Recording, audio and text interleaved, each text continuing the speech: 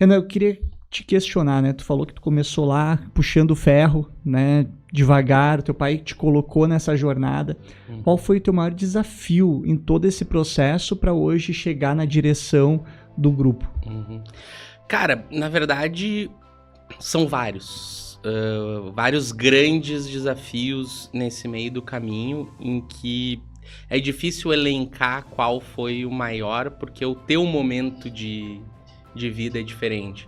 Então, algo que é muito menor, tô pensando no mundo corporativo, quando tu não tá pronto, quando tu é imaturo, ele se torna um pulo maior, né? Então, primeiramente, a resistência das pessoas ao filho do dono entrando na empresa. Então, algo que eu sempre tive pra mim é que é ao contrário do que o pessoal pensa, né?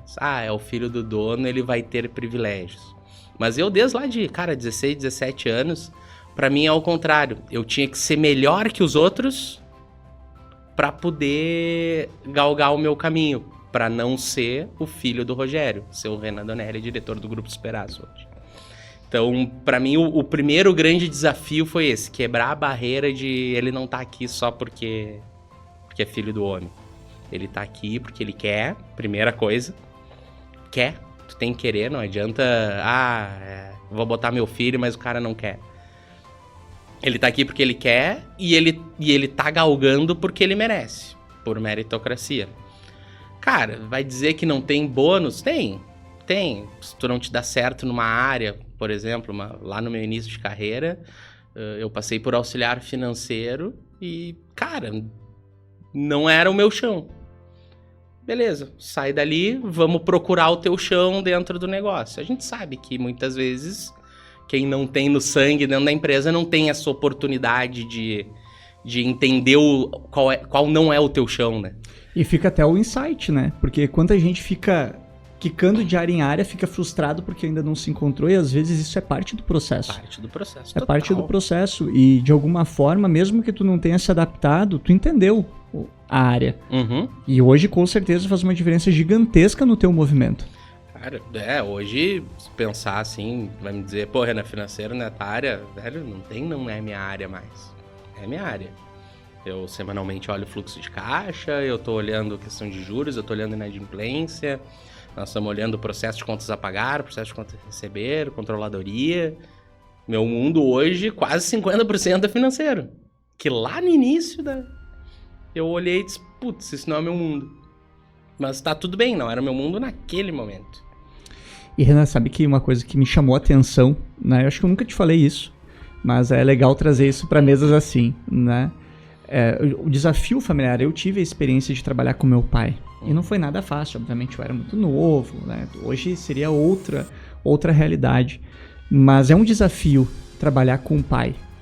E eu pude perceber um relacionamento muito integrado entre vocês. Né?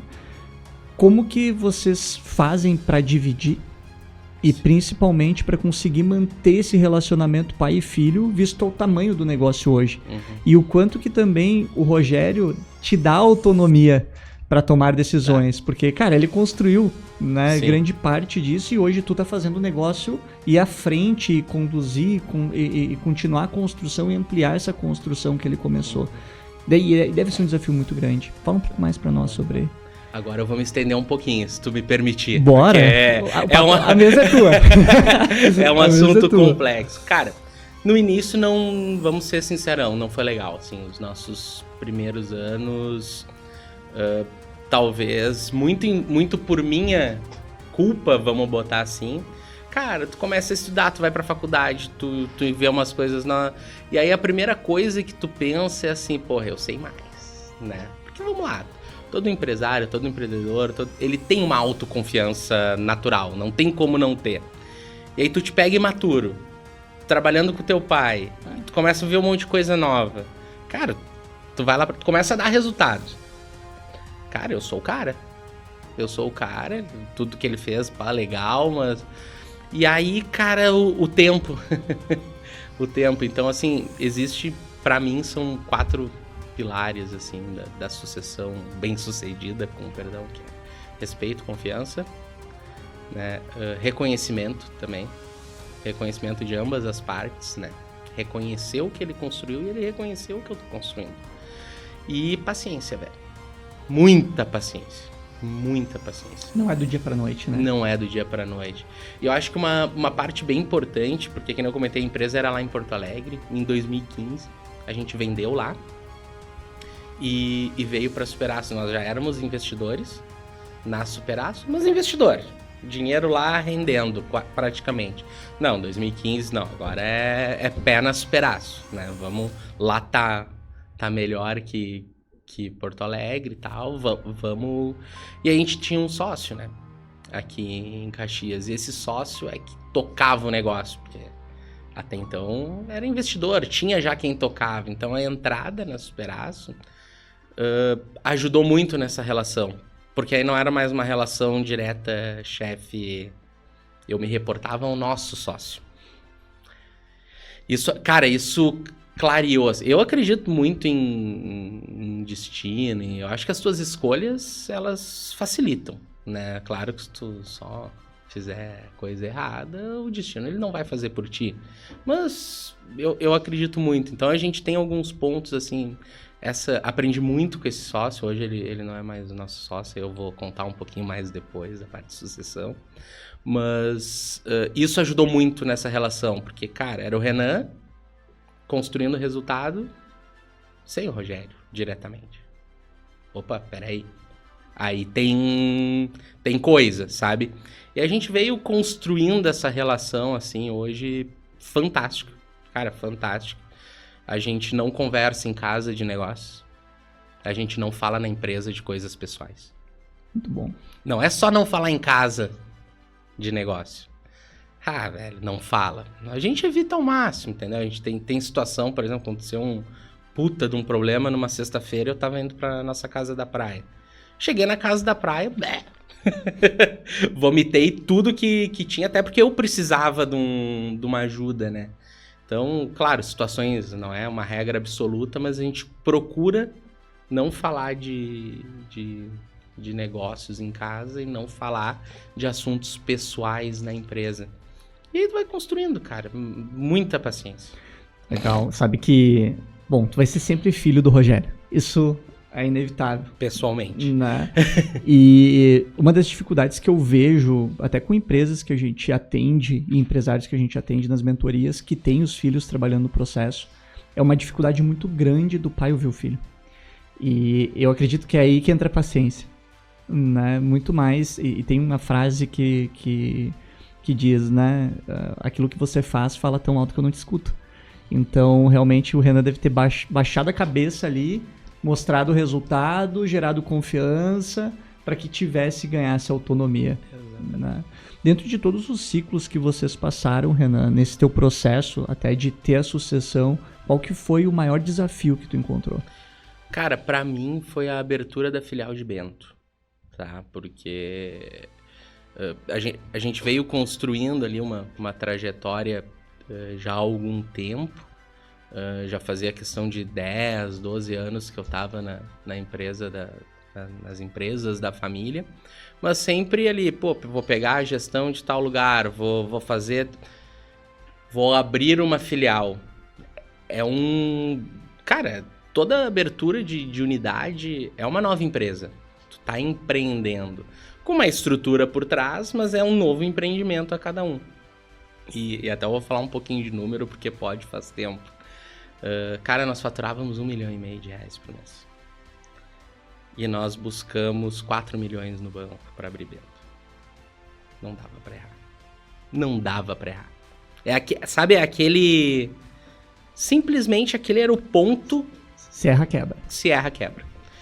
E eu nunca tinha botado meus pés na cidade de Bento. Eu brinco que eu abri a filial pelo Google Maps.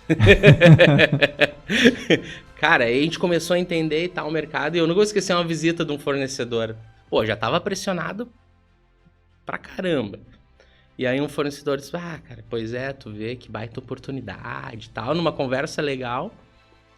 E tu vê, né, que é a tua chance de deixar de ser o filho do Rogério e virar o Renan. Porque tu tá indo abrir Bento.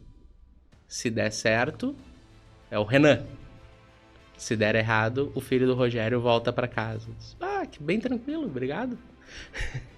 Então, assim, a minha pressão interna era muito grande. A minha pressão interna não foi por desafio de mercado. Cara, não foi por nada. Foi por mim mesmo, assim. Eu considero esse o maior desafio da trajetória. Porque depois abri outra filial. Cara, já tinha... hoje, coisas me preocupam, mas não me assustam. Foi necessário para criar resiliência, criar casca. E o que te fez ver, tu falou, né? Cara, eu abri pelo Google Maps. O que tu olhou ali no Google Maps que tu pensou, cara, aqui tem uma oportunidade de negócio? Cara, na verdade, qual que foi a ideia, e sendo bem sincero, era um momento da empresa, poucos funcionários, não tinha grandes estudos de mercado, não tinham nada. Mas a gente tem até hoje um projeto de expansão nacional. Então, precisamos fazer o primeiro movimento. Vamos fazer perto? Vamos fazer perto para a estrutura estar perto. Então, vamos entender aonde perto que a gente consegue ir mais longe. Boa. Sabe? Então, Bento hoje, cara, a gente pega toda aquela região lá de Não Me Toque, Passo Fundo, toda é atendida pelo centro de distribuição de Bento. Lajeado hoje está pro Cachoeirinha.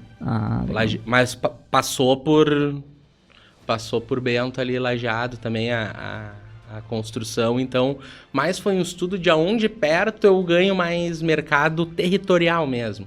Entendendo os consumos, né, de cada mercado, mas esse foi basicamente o pensamento e a gente encontrou Bento.